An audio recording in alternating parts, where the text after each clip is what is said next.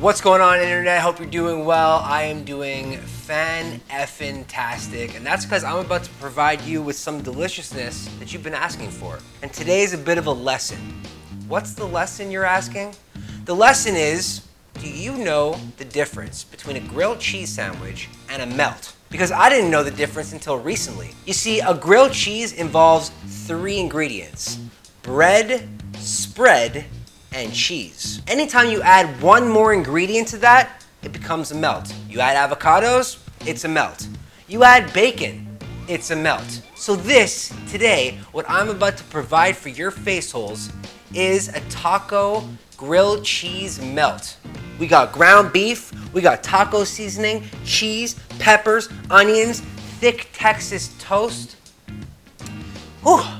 Without further ado, let's get on with it. And by on with it, I mean starting with the ground beef. Now, I'm using an 85% meat to 15% fat ratio here, and that's because fat equals flavor. If you want to make it a little bit less fat, then by all means, use 93 or 95 or 97 or 100% for all I care. You want to start browning the meat, and then once the meat is pretty much fully brown, create a well and add the chopped onions. Now, what I'm doing here is sauteing the onions while chopping up and browning the meat, which brings me to my next step: doing the exact same thing to the poblano peppers. Here's the deal. I'm using poblano peppers because I like them. You want to use jalapenos or bell peppers? Heck, if you even want to use red peppers, it's all good. This is a guideline to deliciousness. If you want to change it up, by all means. Next, I'm going to add some taco seasoning and water. Mixing it well, of course, and getting ready for the next step, the cheese, which is arguably the most important element of this entire inside. I'm using shredded Colby Jack because it matches the cheese shingles that I'm going to be adding later on. And don't worry if cheese shingles confuse you, I'll get on that in a second. They say everything's bigger in Texas, and this 1-inch thick bread fully proves that. Remember those cheese shingles that I was talking about earlier? Well, these are Colby Jack cheese sticks that I'm laying down on this Texas toast. Not only is it going to provide your face with that cheese pull that we all love, but it's also going to keep your meat from slipping off the bread. How important is cheese shingles? Ask yourself.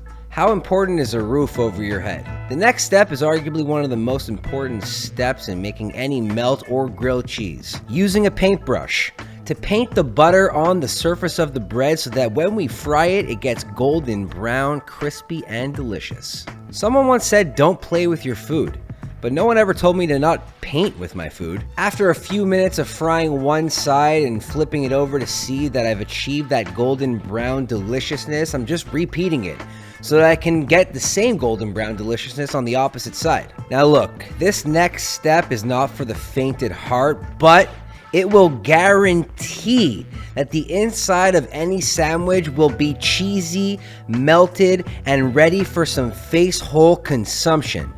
Adding some water. As you can see by this here cross section, those cheese shingles did exactly what they set out to do: make this sandwich guaranteed to be packed with cheesy flavor. Holy grilled cheese melt. Look at how incredible and how ridiculously ooey and goozy this taco melt really is. I mixed the cheese with the meat and the peppers and onions to create one consistency, but that is not all. We want to fortify the cheese. We want to solidify the cheese by not making the cheese solidified. Keep up. So what that means is that I am guaranteed to have a cheesy center packed with flavor. Gone are the days that you bite into a packed sandwich like this and don't get every single ingredient in one bite. Nah, I'm not about that.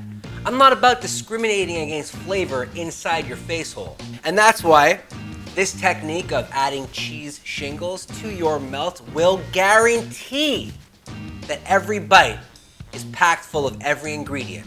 Guys, I hope you enjoyed this creation. I hope you enjoyed me providing you with inspiration to be your own chef, to be your own kitchen savior.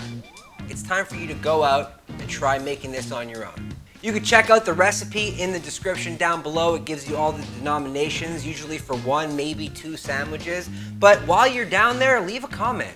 Make your presence known. Let me know who you are so I can reach out and say salutations. For now, I gotta go. Have an awesome day. Man, oh man, this is